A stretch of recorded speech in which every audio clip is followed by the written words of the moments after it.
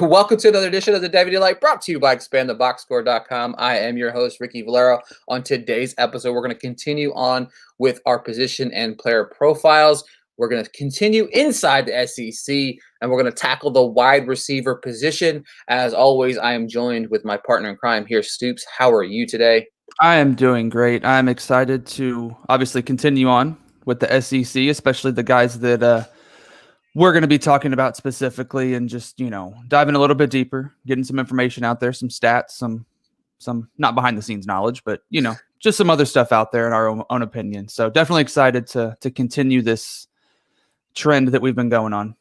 I think one of my favorite things is when we do the poll. Obviously, this week you took control. You decided to you throw a couple names on there. And when the poll results come in, it's like sometimes I want it to be a guy that I've never really watched tape on before. Like for me, like whenever Jamie Newman won, I was like, whoa, Jamie Newman won. Like, why? And then then it was somebody that I never really had dissected before. So It makes it a unique experience from cherry picking. Like this week, I cherry picked a guy that I love a whole lot and has huge potential. And then of course the guy you're going to talk about was voted on, somebody that everybody knows about, but maybe you didn't watch so much about him before and you learn new things about these guys. But before we do this, before we talk about these wide receivers, there was big news this week.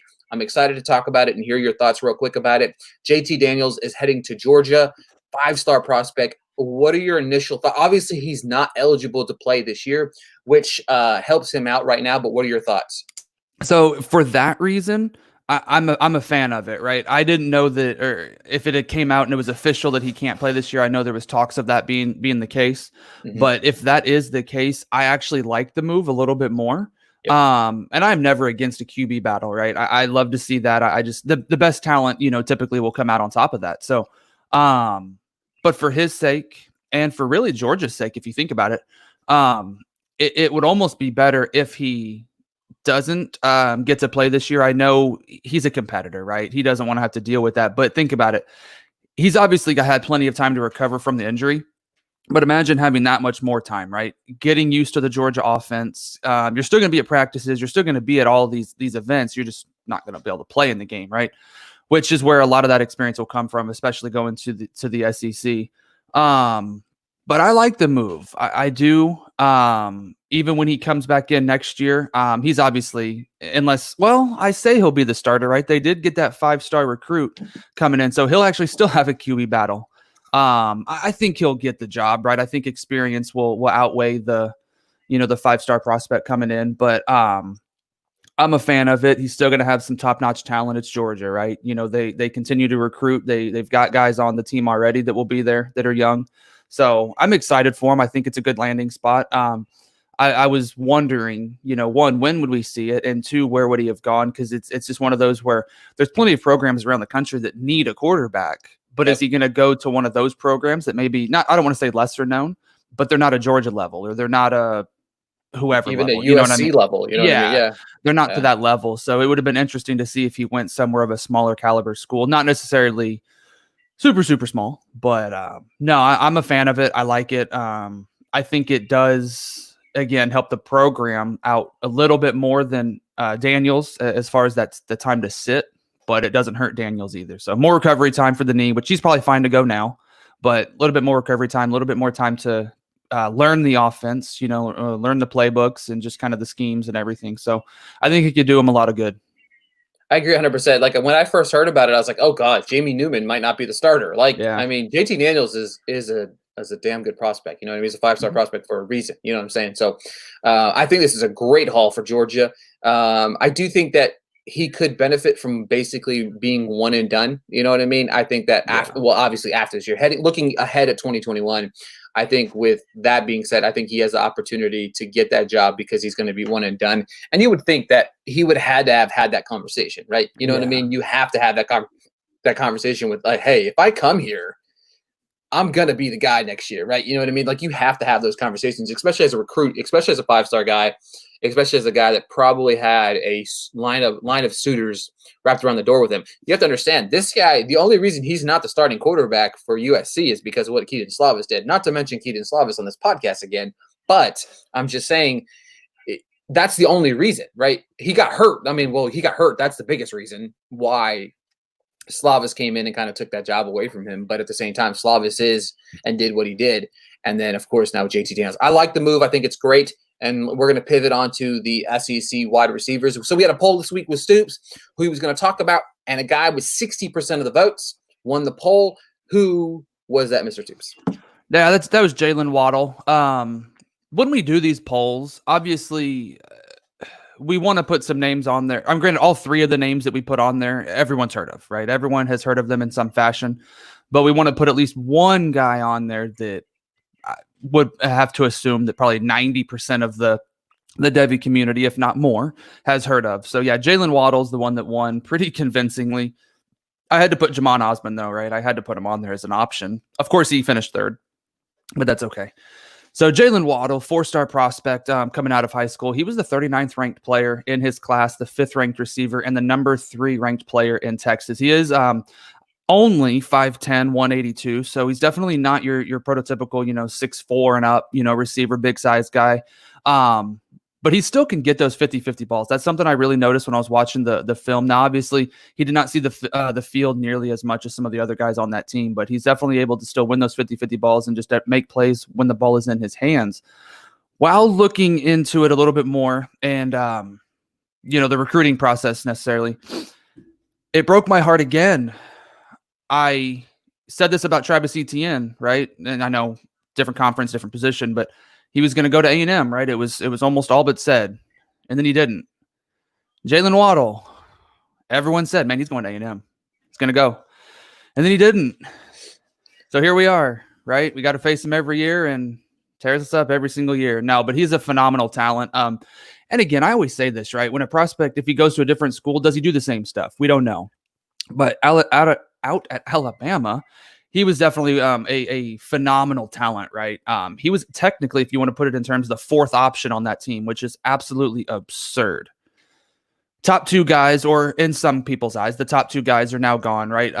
Henry Ruggs and Jerry Judy are both gone. They're both in the NFL, so it leaves him and leaves Waddle and Smith. But when you look at Waddle's stats from last year, he only saw 39 targets and 33 receptions, which is a good catch rate, 84.6% there. He had 560 receiving yards and 6 touchdowns, only counted for 13 first downs. So he definitely wasn't on the field nearly as much as what we're going to see this year, right? He's going to see a huge, huge jump in targets and just playing time outside of kick returns and punt returns, and I'll get to that in a little bit.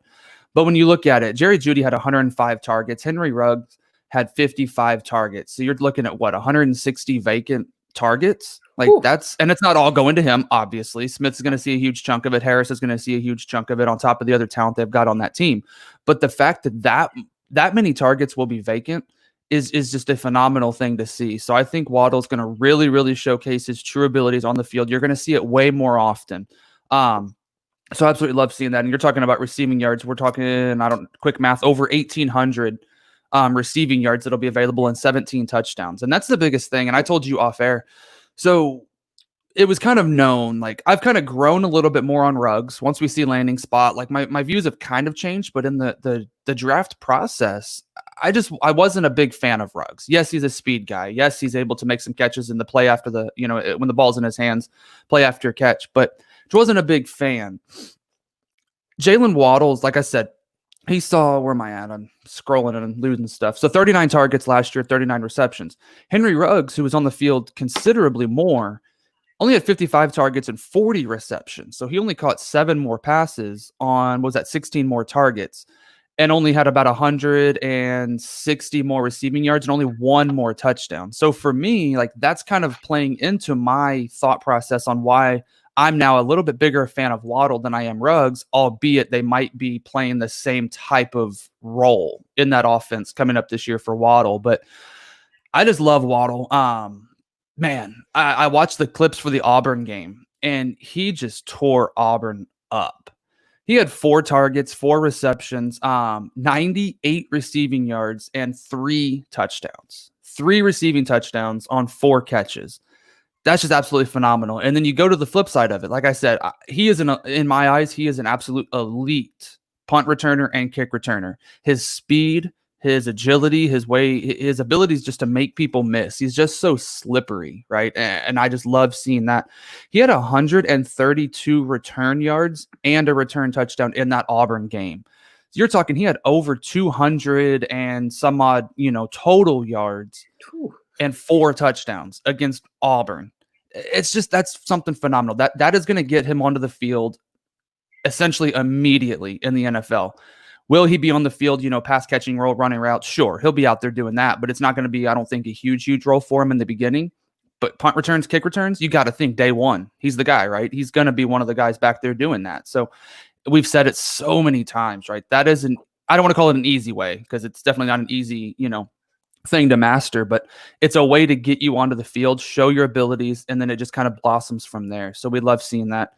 When you look at the games from 2019, 7 of his 13 games, he had a 100% catch rate. When you look at it for the whole season, like I said, it was 84.6. So you rounded up 85%. He caught those passes. So 7 of his 13 games where he caught 100% of his passes is just a phenomenal number. I love seeing that. He hasn't really been a huge red zone guy. I mean, you look at it, he hasn't been on the field a whole lot. Being 5'10", you don't typically think of them as red zone threats, right? But he had 6 targets in 2019, 5 catches for 29 yards and a touchdown. The one play that always sticks out of my mind, and I don't believe this was in the red zone, but it was against, of course, A&M, right? They gave it to him on I believe it was a little short out route. It wasn't anything, crazy, but he beat the guys. And he was just zipping through everyone, and then he ran it in for a touchdown. I think it was a little bit further than the 29 yards, obviously. But anyway, it was just a phenomenal play, and I absolutely loved seeing that from him, except it being against A&M. But when you look at his touches by yardage, he had 0 plays go for negative yards, which is actually a phenomenal thing. And I posted that video yesterday where he was against Arkansas, caught the ball on a wide receiver screen, and then basically he ran back 5 yards, made 4 people miss, and then he just uses his speed, made the same guy miss another time, and then he just gained 20 yards out of the play. So it's like one of the guys that responded basically talked about how he's a coach. He doesn't like that play, never like someone to go, run 5 yards negative, which I get it, right? That is something you typically don't want to see. But when you're on the field, you see it differently than what a coach does on the sidelines. Again, you are going to coach someone, don't run backwards. I get it. But when you know your abilities and you know what you're able to do and you see the field, 4 guys are right there in front of you, right? Make a miss. And at that point, that's 4 of the 11 guys out of the picture. So it's just one of those things. And you've still got your blockers in front of you. So I absolutely love seeing that. But yeah, 0 plays go for negative yards.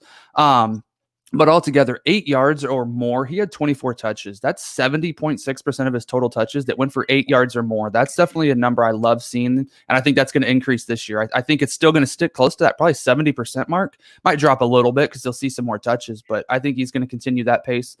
21 yards or more. He had 11 touches. That's 32.4%. And 5 of those 11 went for touchdowns. So he's definitely a big play guy. He is definitely using his speed. And a lot of those aren't even necessarily deep passes. It's just his ability for plays after the catch, right? He may catch the ball on a 5-yard route, 10-yard route even, whatever you want to call it. But he's just using his speed. He's using his elusiveness to get those big plays and get those touchdowns. So definitely love seeing that. As far as scrimmage yard distribution, he was only at 8.5%. When you look at it, Harris, Smith, Judy, Ruggs, right? And the list just keeps going on. They had other guys that were jumping in and getting some yardage too. So that it's just a loaded offense, and it's always going to be. Dominator rating, he was at a 12.4% this past season. So it's definitely lower. Like you like seeing about a 20% mark there. But again, look at what's around him. So for him to still put up a 12.4%, like that's a number that I'm happy to see, and I know it's going to increase this year. He's just a talent that I'm a big fan of. And like you said, I hadn't watched much film on him in depth necessarily. I've watched the Alabama games. I've seen him play. So I knew his abilities and I knew what he was capable of. But to just watch it a little bit more in depth, he's got strong hands, right? I mean, you look at it with his catch rate. It's a phenomenal rate there. And I think that's going to stick pretty close to that area there. So loved seeing that. He wins the 50-50 balls, and like I said, being a 5'10" guy, it just shows your vertical ability. So I think he's definitely someone that can get that done. I mean, one of the clips, I honestly don't remember the game, but it was a 50-50 ball in the end zone on a deeper pass, and he just jumps over the guy and makes the play. So he's an elite talent, right? I mean, I just loved what I saw from him. I just hope he doesn't do much against A&M this year, but we'll see. No, from a Devy aspect of things, I just want him to go and ball out, right? I want him to have a phenomenal year. And honestly, he's been the one wide receiver from Alabama that I've kind of been behind since the start. Because again, and a lot of it comes down to prices, and I know I'm kind of going off of the stats aspect, but whenever you're in these drafts, prices will play a factor, right? Jerry Judy, always expensive. Smith started to gain a lot of traction. He got a little bit more expensive as far as price. Henry Ruggs. So it's kind of like Waddle was that one that people were like, yeah, it's Jalen Waddle. He's the fourth guy. That's when you want to swoop in and get these guys, take the chances on them, have them on your roster, and especially in an Alabama program, big program like that, more often than not, the receivers especially are going to blossom and they're going to become someone. So loved what I've seen from him. I love what, we're going to see from him. The abilities there. Alabama's going to get him involved big time.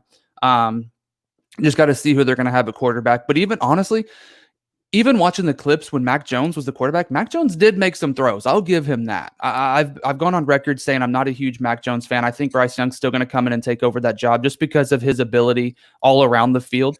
Albeit, though, I always talk about experience. Mac Jones has it, so he'll probably be the starter at the beginning. But Mac Jones made some throws, man. And Jaylen Waddle definitely had some phenomenal catches on those throws. So it's going to be interesting to see. Again, looks as if we're starting the schedule on time. Players are going back to the campuses. They're going to start their voluntary workouts here pretty quick, hopefully. So excited to see what we got this year coming from Mr. Jaylen Waddle out of Alabama. Just a couple quick thoughts on Waddle as a collective whole. I think Waddle could really break out this year and kind of get ahead of Devontae Smith. I think they have some similar steps in their game, but Devontae Smith had a lot of good games last year. But I think that's the one thing that I think that someone like Mac Jones is going to benefit from, having Smith, having Waddle, and then of course having Najee Harris in the backfield is going to really help him elevate his game. But I love Waddle. I think the talent is astronomically insane, and it just is an attest to this wide receiver class that is absolutely absurd from top to bottom right now. When you're talking about this class, I mean, you're talking about 10 guys, I think, off the top of my head that I would really just love to have on my fantasy roster. And I actually got a share of Waddle very, very recently in our Royal Rumble Devy League. I'm very, very excited about. All right, talk about my guy. Like I said, I had this guy in mind. I think I had him on we have a schedule. I've had him on the schedule locked into this spot for when we made the schedule, I do believe. But Trevon Grimes from Florida, 6'5", which is kind of funny when Stoops and I were talking about it a little bit off air. We're talking about two polar opposite ends of the spectrum here. What's up, Jarrett? We go from 5'10" to 6'5", Trevon Grimes, 6'5", 215. He was a 4-star prospect. He actually committed to Ohio State and then transferred to Florida. He's the 6th ranked receiver in his class. This guy is athletic. He's a big body receiver. He runs a 4.48 40, which is really fast for guys 6'5", 215. There's a lot to like about him, but I'm going to start off with what's missing from this team.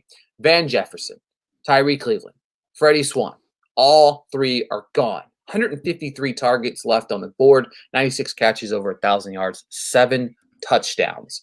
Okay, Grimes, let's talk about in my opinion, what I like to call clutch ability. We talk about first downs on this app, on this platform a lot. Grimes, 23 of his 33 receptions resulted into first downs in 2019. Right, so yards after the catch led the team. Was second in the team yards after the catch, 14.3, but yards after contact, 8.2 yards. Again, impressive stats. 36% of his catches last year went for 14 plus yards. One of which you have seen. There's 2 different plays that I watched. 2 of his touchdowns last year, 2 of his 3, were rather impressive to me because you have a 6'5" guy. They don't always run those little short intermediate routes and then take them to the distance. I saw separate times in 2 different games where he takes a little dump off pass and went 35 yards. The other one was impressive as well because he went 60 plus yards. The thing about it was he outran the entire defense. It was insane. Watching this man stride for stride down the sidelines, outrunning these cornerbacks who are just as fast. He's playing SEC level talent here, and he took it to the house for a touchdown. I turn on Grimes, and the one thing I love, the first 3 highlights you saw, 3rd down, catch for a first down. 3rd and 5, catch for a first down. 4th and 15 against LSU, catch for a first down. This guy was Trask's like security blanket, as I like to think of him as, right? He's clutch on third and medium, third and short, fourth and medium, fourth and short. 8 targets, 6 catches, 6 first downs. Okay. He's converting at a high rate. Okay. With being Trask's trust security blanket. As the season progressed last year, you saw him get more and more involved in the game. Now, he wasn't involved as much as you would like, but he's going to take over that senior role as the wide receiver on this team. Stoops and I both have talked about, Stoops more than I. Stoops kind of turned me on to Trask, but Trask is about to break out, right? And he started to at the end of last season. Trask is a very good quarterback. He's going to need a go-to receiver, and I think that Grimes is going to be that guy. And I say this because towards the end of the season, you started seeing the trust factor there where Trask would just throw the ball up and he would give Grimes the opportunity to go up and get it. At 6'5", it's very easy to throw it up and let your guy do what he can do best, okay? A, make you look good, and B, make himself look good. And he's coming down with these balls at an alarming rate. And that's because he outsizes these guys. Red zone, 17.6% of his catches happened here. 7 targets, 6 catches, 2 touchdowns. One in which he made LSU's Christian Fulton just look absolutely foolish at the offensive line. He just made a break, made a turn, cut inside, was wide open because of that cut, and Fulton ended up chasing him down. I think Grimes has the opportunity to see his ability climb up the draft board. He's going to be a red zone threat this year. I think that we're going to see a percentage of his target ratio. I think he had 7 targets in the red zone last year. I think that's going to go to double digits, if not more, because they're going to be a very good team. This team is loaded with ability. This team is loaded with talent. And Grimes is going to be the beneficial factor of this. 11% dominator rating, like Stoops said, it wants to be higher, but he had Van Jefferson and Freddie Swann ahead of him, 17%. But the fact of the matter is this, those 2 guys are gone, right? You know what I mean? You're missing targets. You're missing catches. His ability to catch the ball, he has beautiful hands. He catches away from his body. You got a big body receiver. He likes to catch it here, but he's able to make moves in the air or even just running a simple route. He's able to utilize his hands to make the catch away from his body and then focus on getting the first down or focus on moving the chains. Very big proponent on first down. 22 targets, came on first down, 16 catches. I would say this is something that is impressive for Stoops and I when we talk about guys that are with their 100% catch rate percentage and stuff like that, second, third, and fourth down. He only had 4 catches where he didn't catch the ball on his targets. You know what I mean? He had 43, I think it was like 43 targets last year, and 21 of them came from second to fourth down. He only had 4 of those that were not caught. You know what I mean? And who knows what it was? You know what I mean? I looked up the stat. I couldn't find anywhere where he had any drops last season. It's very hard. It's a very hard stat to find, especially in college. NFL, it's so much easier to find whether a guy drops the ball or not. That's one stat that I would like to see a lot more of out there, because when you're trying to dissect a guy and you're watching his tape, some of these guys, you only get highlight reels, right? You don't always get the game film of some of these guys that aren't as known. They're not a Ja'Marr Chase. They're not a Devontae Smith. They're not going to have that full-fledged breakdown that you can watch the game tape of and see what his hands are like. But everything that I've seen from him is absolutely gorgeous. This guy is super talented. I mean, and you're talking about a guy that had 68% of his catches went for 8+ yards. You know what I mean? And then 94% went from 4 or more yards. You know what I mean? So he only had 2 catches that went for 3 or less yards. That's impressive. Again, we're talking about a guy, 43 targets, not a lot to talk about. Only had 491 yards last year. It's not a lot. But the thing is, somebody's going to step up and he's going to get these stats. And like I said, as the season progressed, it was something that you saw the chemistry between Trask. Trask is going to need to rely on his receivers this year. He's going to need to rely on that run game. He's going to need, and the thing about it is he has the gun in order to be able to throw the football. Okay. If you watch the Trask tape, you watch him throw the football down the field. Grimes is that next level talent. Okay. And the thing about it is when you're looking at your Devy, I can list off the names right now, right? You have Chase, you have Ross, you have Surratt, you have Rondell Moore, you have St. Brown, you have Bateman, you have Smith, you have Olive, you have Cox, you have Waddle. That's just my top 10 that I just threw off the top of my head, right? That's all guys that were in my top 10. And you still have a list of these guys, but you have a Grimes. You know what I mean? A Grimes, he's 6'5". He's going to catch touchdowns. You're going to win him on your finish. this is the time to get guys like this. This is the Debbie time. You know what I mean? This is a time to draft these guys. This is a time to put the bids up on these guys. It's funny that I say that I don't think I have any shares of Grimes anywhere, but I was outbid everywhere for him. But the thing about it is you have the big body receivers. You like them. You want to utilize them. He has the playmaking ability, and he's not just a big body receiver. Like I said, he's got speed. He's very fast for his size. 6'5" guys don't run, as fast as obviously a 5'10" does. I mean, it's just science, right? You know what I mean? But whenever you have a guy that is capable of running a sub 4.5 40 that is 6'5", he catches the ball. He's going to get in space. His yards after the catch are impressive. The 8.3 yards after the catch is insane. You know what I mean? I think it was like 4th or 5th in the SEC. He was 9th in the SEC last year with yards per catch. This year is going to be pivotal for a lot of things going on in Florida. We've talked about this on the show. But at the rate that you saw him progress with his chemistry with Trask, with the amount of open targets, the shortened offseason, Grimes he's going to benefit a lot from this relationship with him. Throwing another year in the system with Trask, mixing the length, the game-changing speed, the improving route running process, the big playability, Grimes is going to break out this season. And I don't want you guys to miss out on it because it's going to be insane to watch him progress this year. I'm very excited about, obviously, the season as a collective whole, but I'm very excited about this Florida team. Yeah, the Florida team, I think this year is going to be one to really watch out for. I think they're going to make, and I hate, I'm not trying to do it in this sense, but like I said, like with Burrow and LSU, it was at the end of, I guess now 2 seasons ago, where they started making that push. You started seeing things come together. Will Florida have that type of a year? I'm not saying that, but at the same time, it's the same transition, right? They're making that push. They're getting that chemistry. They're starting to build things together. I think Florida can be the team that really does, and I don't want to say come out of nowhere because obviously they were ranked, top 10 for a good amount of last year. For sure. Kind of in and out of it, but it's one of those where they can make that transition. And it's going to start with Trask. The talents around him, it's all there. It's going to start with him. And I went back and looked at it because I bookmarked the tweet because I wanted to make sure I had it there. January 28th. That's when I sent that tweet out. I'm planting my Trask on my flag on Kyle Trask. I'm planting it there. If I'm wrong, I'm wrong. It's just what I saw at the end of last season and throughout last year, he had those glimpses of greatness, essentially. What we think he can become. So having targets, like Grimes and having Pitts there, and it's just, and then they got oh my goodness, the running back that they got Lingard. I mean, he was a 5-star prospect if I remember correctly. So it's just the talent's there, right? Defense is solid. It's there. They just got to get it together, have the chemistry and smooth everything out. So I agree with you. I think this Florida team is going to be one to really make a run. I would be shocked if they don't make the playoffs. I'll say that. I agree. I would be shocked if they don't make the playoffs. I think they're going to be the team that makes the SEC championship game out of the East. And it's probably going to be Alabama, right?